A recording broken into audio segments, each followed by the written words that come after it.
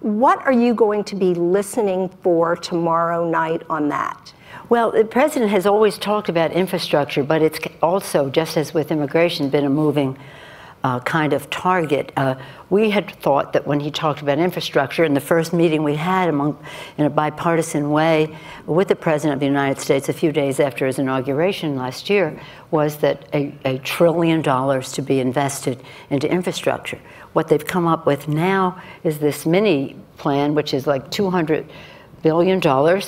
That's over 10 years, $20 billion. I mean, it doesn't even come close to what we need. We have trillions of dollars, according to the Society of Civil Engineers, trillions of dollars of deficit.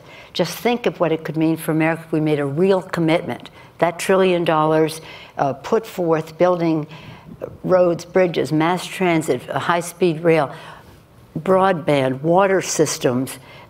Some of our water systems are 100 years old, made of brick and wood. I mean, they really need to be replaced. It's a health issue almost. And so with all of that, school construction, it could help to grow the economy all over the country, create good paying jobs.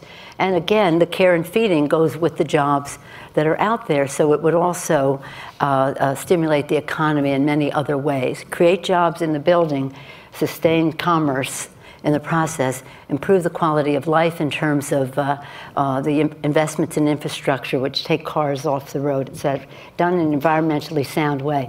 The president's proposal meets none of those standards. In fact, it puts some of the burden on states and cities, municipalities, state and local governments, which he has just slapped in the face with the state and local tax reduction in that tax deduction. So they're saying to them, you're going to get less resources, and by the way, you're going to have to raise taxes if you think you're going to get we're going to have some collaboration. And by the way, some of the money that you've already put up for infrastructure, that's not any longer going to be counted in all of this. So it's a really bad deal for state and local government. Instead of doing Build America bonds, where the states and local government take over. Now, one other part of it that is a problem, and I pointed out to the president a year ago, is you cannot expect to put forth some mini program that is subsidizes the private sector to build the infrastructure. Now we've guaranteed their loan, and now they're going to build it, own it, and charge tolls. So the taxpayer is paying twice. So there's, getting back to your question, yeah, there is a way to do this. Infrastructure has really never been a source of partisan disagreement. We've always found our way because everybody knows that this is important to our country. Again, in itself to create jobs immediately, but really to promote commerce, to improve the quality of life, to move product to and from market, especially where time is important in terms of perishability. I mean, we really need to do this, and we've always understood it, and now they're coming up with some.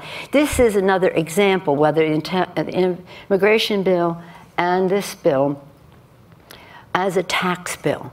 Let us give you this little thing while we do this other problematic stuff, but you'll be attracted to the fact that we have this little goodie in there for you.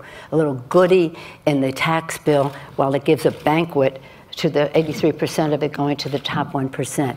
A little statement about infrastructure, while most of it is really, no, this isn't what the role of the federal government is in terms of infrastructure in our country. President Eisenhower recognized it as a national security issue, the interstate highway system, as a national security initiative connecting us. And then again on immigration, well, we're going to give them citizenship in 10, 12 years, but at the same time, we're going to upset the rest of our immigration. So it's a little teaser and a big problem.